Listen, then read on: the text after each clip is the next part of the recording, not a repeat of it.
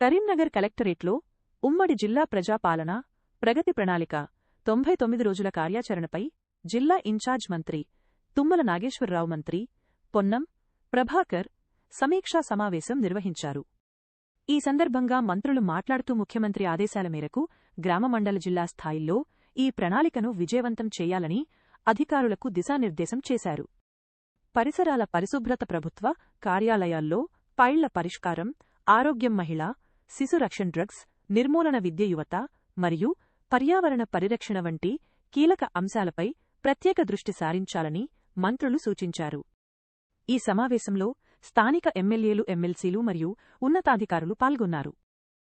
అలాగే గౌరవనీయులు శ్రీ ఆది శ్రీనివాస గారు, ప్రభుత్వ పెద్దపల్లి ఎమ్మెల్యే గారికి స్వాగతం.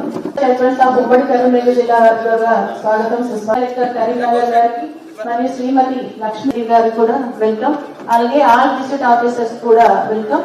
ఈ రోజు మనం రాష్ట్ర గీతం కోసం